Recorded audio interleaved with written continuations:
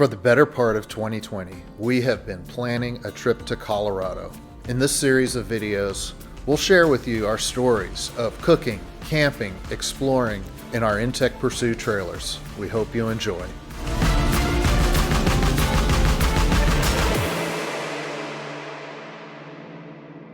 Welcome to part 4 of our series. We're still at Piney Lake, and if you've been following along, you'll know all about that.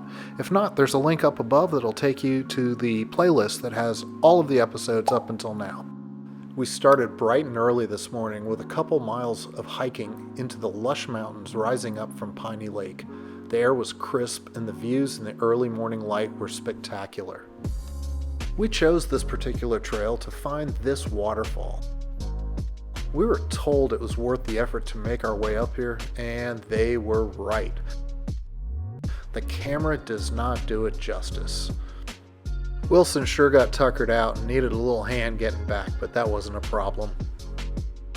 Julio whipped up some amazing chicken tikka masala, and of course, he had to make naan bread from scratch, which was absolutely delicious. Ton of butter all over the naan bread. He had a big pot of rice. Julio is so talented at preparing these meals, and we were so lucky to be able to enjoy them. This might have been my favorite one. Our plan this morning was to head into Vail Village. Along the way, we saw some mule deer. They were just hanging out. They weren't even afraid of us. It was a cool experience to just watch these mule deer have a little breakfast on our way into Vail Village. Imagine crossing Switzerland and Epcot Center, and that's a good way to describe what Vail Village is like. It's full of cool shops, restaurants, places to get a cocktail, very interesting things to see and do. If you're ever in the area, you must stop by Vail Village. Be sure to keep watching because coming up next is a one-of-a-kind experience you don't want to miss. After we made our way back to camp, we wound down the evening with a fine whiskey, toasting what we were about to do in the morning.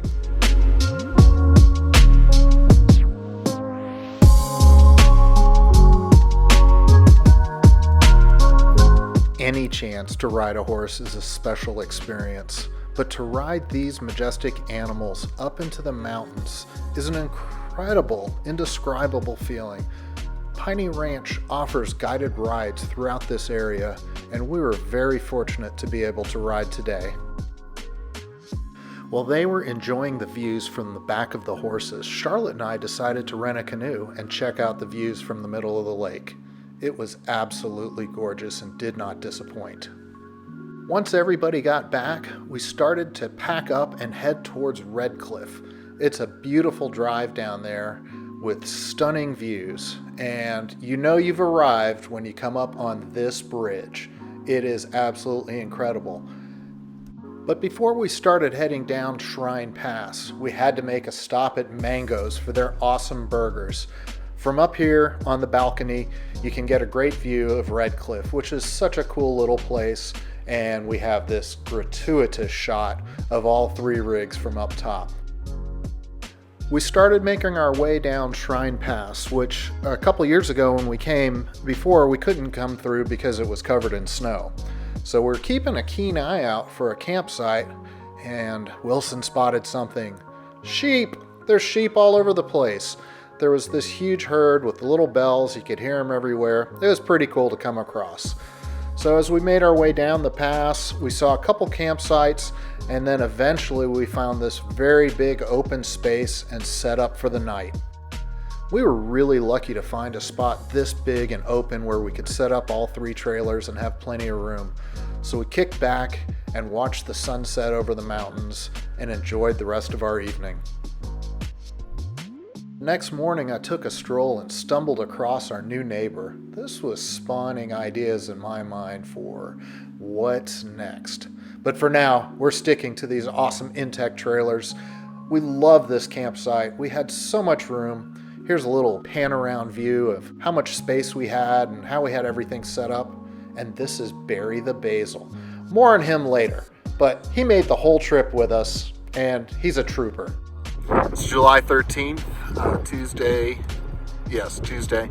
Tomorrow morning we'll pack up and go to Blackhawk, but today we're on Shrine Pass, about 10 miles from Red Cliff and about 2 miles from I-70 near Vail. Might get a little rain this afternoon.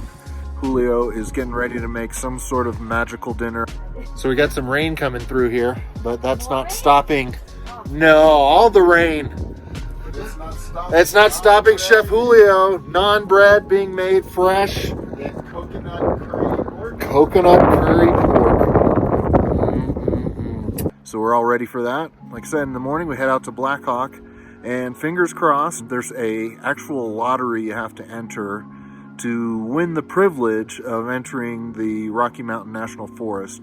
Fingers crossed that we win that and that we're able to enter the park and make that drive. It's like a 26-mile drive through the mountains. It's absolutely beautiful. Charlotte and I did it 2 years ago.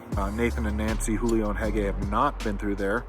So that's going to be a great experience for them because it is just amazing. The next episode will be the final episode in this series where we go through the Rocky Mountain National Forest. We have some amazing footage to share with you, so be sure to stay tuned and watch that. And thanks for following along. Please like and subscribe and hit the bell to be notified and all those good things that help us bring more content to you. We'll see you next time.